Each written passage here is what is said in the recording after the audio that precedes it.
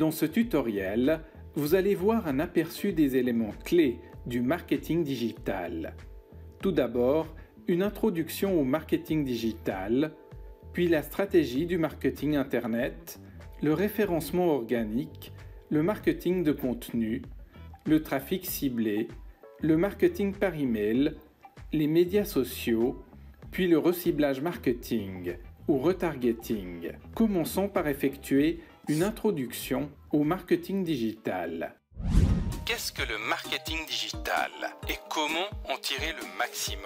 Malgré que le marketing digital existe depuis environ 15 ans, c'est toujours difficile de trouver des réponses à ces questions, n'est-ce pas? Certains vous disent que le marketing digital, c'est juste avoir un beau site web. De nos jours, cela signifie aussi qu'il doit être optimisé pour tous les supports. D'autres déclarent qu'il faut avoir une stratégie de référencement ou SEO, des techniques qui vous aident à avoir de meilleurs résultats dans les moteurs de recherche. Faites du PPC, Pay Per Click, ou CPC pour coup par clic, vous diront d'autres personnes. Investissez dans des campagnes payantes pour complémenter votre référencement, sans parler des médias sociaux. Une croyance répandue, c'est qu'il vous suffit de créer du contenu et de le distribuer sur les médias sociaux. Alors, qui a raison? En réalité, personne n'est parfaitement correct. Ce qu'il vous faut vraiment, c'est une stratégie qui définit comment tous ces canaux vont résonner et interagir ensemble pour créer la synergie dont vous avez besoin. C'est le seul moyen pour atteindre vos objectifs, améliorer vos résultats et optimiser votre budget. Vous pensez que c'est tout? Non. Il s'agit d'analyser vos dépenses et vos revenus à la loupe et d'affiner votre stratégie marketing en conséquence en optimisant les variables de tous ces canaux. C'est tout cela qui constitue le marketing digital.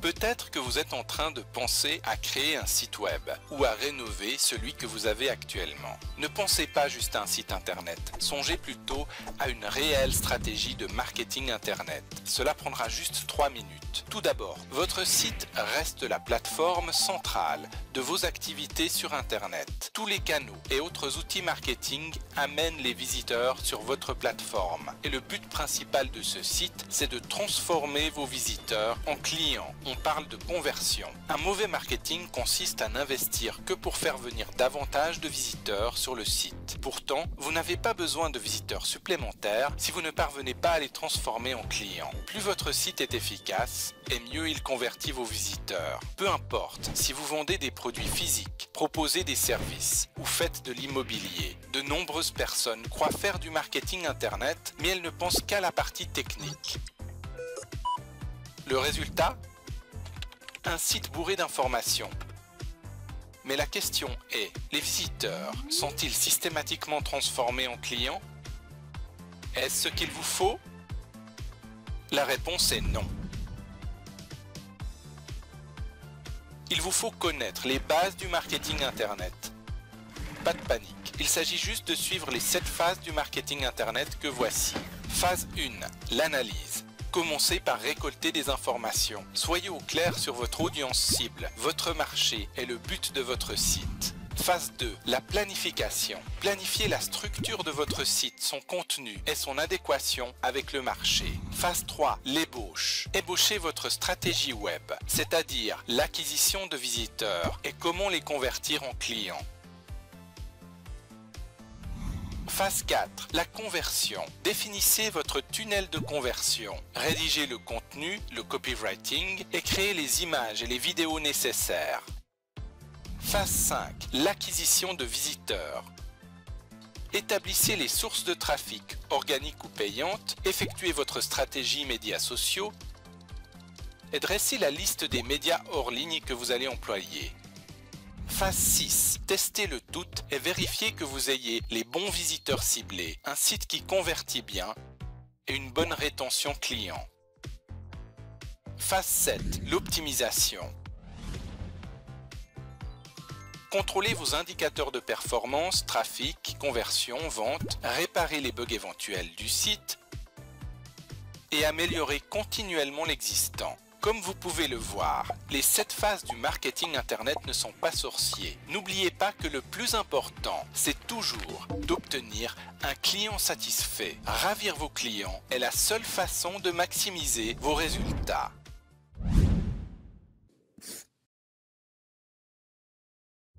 Mettons que vous lanciez un site web avec un super design, une navigation facile et de bons produits. Toutefois, au fil du temps, le trafic de votre site internet reste faible, loin de vos objectifs. Où est le problème ? Le problème, c'est que chaque jour, des milliers d'autres sites sont lancés avec un contenu similaire. Après tout, lorsqu'un prospect effectue une recherche qui devrait le conduire sur votre site, le moteur de recherche va lui fournir de nombreuses alternatives. Et si vous n'êtes pas en tête des résultats, ce prospect ne vous remarquera pas. C'est là qu'intervient le référencement, qui a pour but de conduire votre site en tête des résultats des moteurs de recherche. Comment ? Il s'agit de créer du contenu de qualité, adapté avec des mots-clés optimisés. S'ils sont par exemple mal dispersés dans le texte, votre SEO ne va pas fonctionner. Placez vos mots-clés stratégiquement dans les titres et aux bons endroits. Ajoutez la bonne densité de mots-clés sans exagérer et les moteurs de recherche vont vous indexer plus facilement. Sans oublier de générer des liens externes provenant d'autres sites qui pointent vers le vôtre. Ainsi, ce sera clair pour les moteurs de recherche que votre site est populaire, intéressant et crédible. Mais attention, car les liens externes de sites peu recommandables sont contre-productifs. Il existe encore une foule d'autres paramètres pour optimiser votre référencement, comme l'engagement sur les réseaux sociaux de chacun de vos contenus notamment. En maîtrisant chaque paramètre, votre site remontera en tête des résultats de recherche. Mais le facteur le plus important, cela reste de créer un contenu en or, que votre audience adore.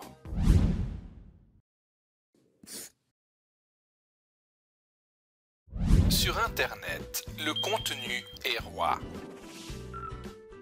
Mais avant de vous en dire plus sur le marketing de contenu, vous devez comprendre comment le marketing traditionnel fonctionne.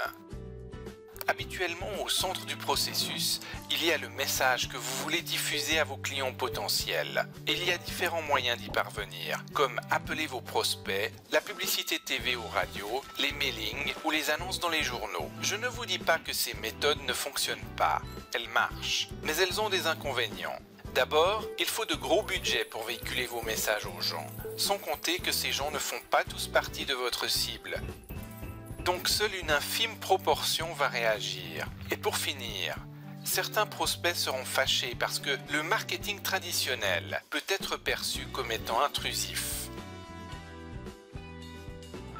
Le marketing de contenu est complètement différent. Au centre du processus, il y a, devinez, le contenu. Cela consiste à créer quelque chose d'intéressant, d'utile et de divertissant. Cela peut être un article, un billet de blog, une vidéo ou une infographie.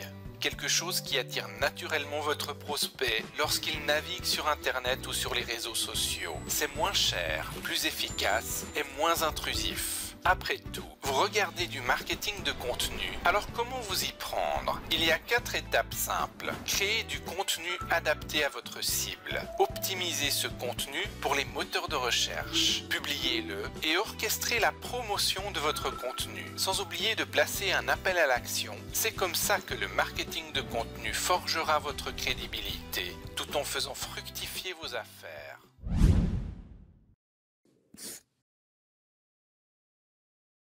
Lorsqu'ils observent leur trafic, la plupart des gens font une erreur fondamentale. Voici ce qu'ils considèrent: le nombre absolu de visiteurs, le nombre absolu de likes ou encore le nombre absolu de partages sur les réseaux sociaux.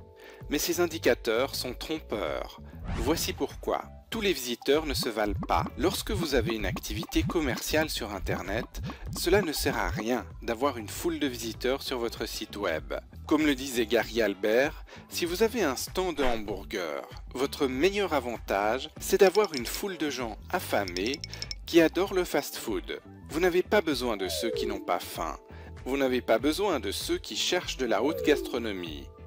Vous voulez ceux qui ont faim maintenant et qui feraient n'importe quoi pour ingurgiter vos hamburgers. Sur Internet, c'est pareil. Rien ne sert de calculer le nombre absolu de visiteurs, de likes ou de partages, car ces chiffres ne disent rien sur la qualité de votre audience. Voici comment faire la part des choses.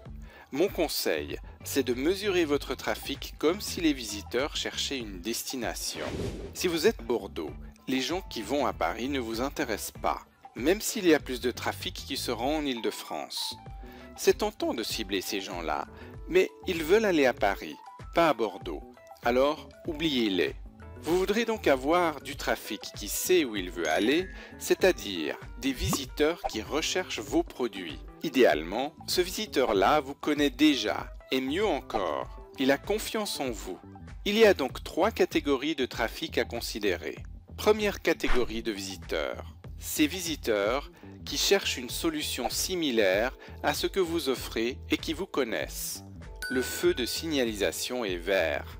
Ce trafic est chaud bouillant. Il est prêt à être converti en vente. Vous pourrez envoyer ce trafic directement sur des propositions commerciales spéciales comme des promotions avec d'excellents résultats à la clé. Seconde catégorie de visiteurs. Des visiteurs qui cherchent simplement une solution ou des produits similaires aux vôtres, mais qui ne vous connaissent pas encore. Le feu de signalisation sera orange pour les laisser passer. C'est du trafic chaud. Il s'agira de conduire ce visiteur sur des contenus qui l'éduquent sur vos produits ou vos services. L'erreur à ne pas commettre, c'est d'amener ce trafic immédiatement sur des propositions commerciales. Pourquoi ? Parce que ces gens-là ne vous font pas encore confiance. Il faut les apprivoiser. Vous n'iriez pas faire une demande de mariage à froid à des inconnus, même si vous savez qu'ils cherchent un partenaire, n'est-ce pas ? Vous commenceriez par une phase de séduction. C'est pareil avec ce trafic chaud.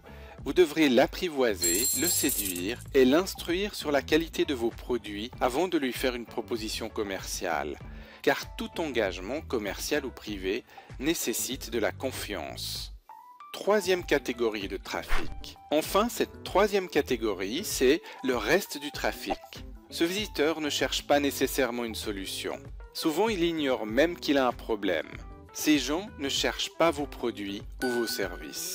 Le feu est rouge. Ce trafic majoritaire est à exclure. Il ne convertira pas. Encore une fois, c'est tentant de vouloir aller le courtiser, aussi tentant qu'inutile. En définitive, oubliez les indicateurs de visiteurs absolus. Cherchez des visiteurs qui veulent votre solution et apprivoisez-les. Ce sera votre meilleur moyen de faire un carton.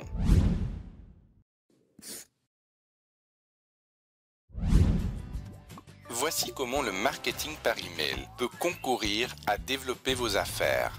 Mais avant de commencer, laissez-moi vous raconter une petite anecdote à propos des emails. Le courrier électronique remonte à loin, jusque dans les années 60. C'est même plus vieux qu'Internet. Alors oui, cela existe depuis très longtemps. Et pourtant, je ne dirais pas que c'est vieux, j'appellerais cela plutôt traditionnel. Alors comment est-ce que cette forme de communication, établie depuis longtemps, se compare aux médias sociaux ? Pour commencer, il y a toujours des personnes qui n'aiment pas les médias sociaux. Ils ne sont pas actifs sur les réseaux sociaux, ils n'ont même pas de compte. Par contre, tout le monde a une adresse email. De plus, la plupart des autres outils qui existent sont bien adaptés pour faire venir de nouveaux clients, mais pas vraiment lorsqu'il s'agit de créer une relation avec eux.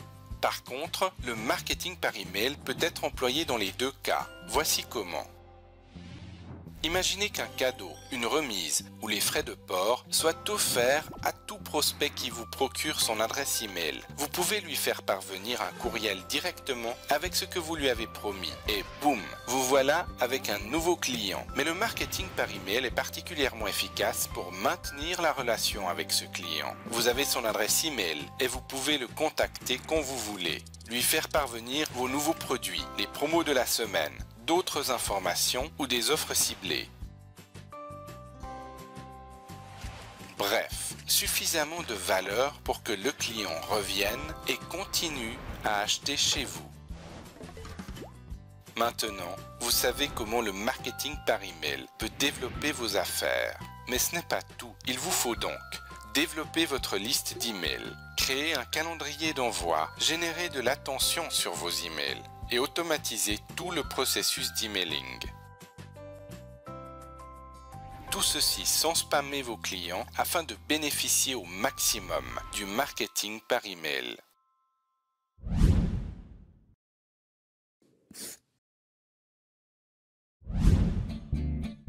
Les médias sociaux sont des outils formidablement puissants pour promouvoir vos affaires. Pourquoi ?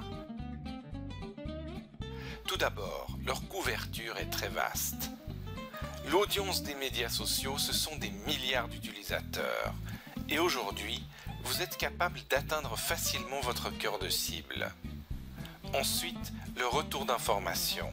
Vous pouvez mesurer les commentaires, les reposts, les tweets, les j'aime et ainsi de suite. Vous pouvez mesurer les réactions de votre audience instantanément. Cela signifie que vous avez une meilleure compréhension du sentiment et des désirs de vos clients potentiels. Vous pouvez donc orienter les préférences.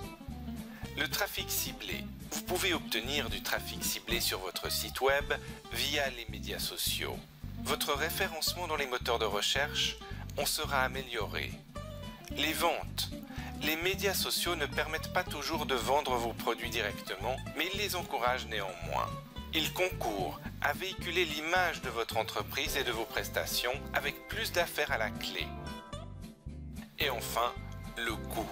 Aucun autre outil ne vous permet d'atteindre une audience aussi large avec le relativement petit budget qu'il vous faudra sur les médias sociaux. Les médias sociaux peuvent faire décoller votre entreprise à condition de les employer de manière stratégique, de créer de la valeur pour votre audience qui à son tour fera votre promotion. C'est cela la mécanique des médias sociaux.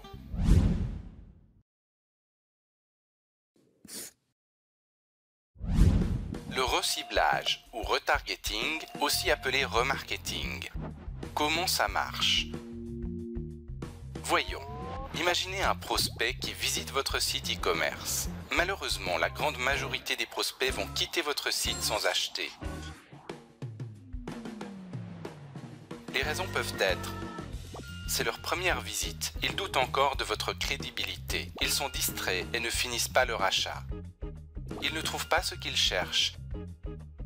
Ils ajournent l'achat et oublient votre site. C'est là que le reciblage intervient, grâce à des cookies. Non, pas ces cookies-là, mais ceux-ci. À chaque fois qu'un prospect visite l'une de vos pages, ce petit code est enregistré dans leur ordinateur, tablette ou téléphone. Plus tard, les plateformes d'annonces publicitaires peuvent reprendre cette information, même si le prospect visite un site différent, effectue une recherche, lit un blog, interagit sur les médias sociaux ou regarde des vidéos. Peu importe ce que font vos prospects le jour suivant, vous pouvez les atteindre avec une annonce ciblée, comme « Hey, toujours intéressé par ce téléphone ?» ou « Vous vouliez acheter le parapluie bleu, que pensez-vous du jaune ?» Le but est de leur rappeler votre site e-commerce et de les ramener afin qu'ils terminent leur achat. Vous saisissez le potentiel ? Ces campagnes sont efficaces parce que le ciblage est précis, l'offre calibrée et vous pouvez suggérer d'autres produits. Vous faites croître votre affaire mécaniquement. C'est simple, vous annoncez, vous configurez le cookie, vous planifiez et vous budgétisez. Tout cela autour d'une stratégie de reciblage remarketing axée sur le prospect ciblé, le produit qu'il recherche, les plateformes adéquates et votre site e-commerce. C'est cela qui constitue votre reciblage ou retargeting.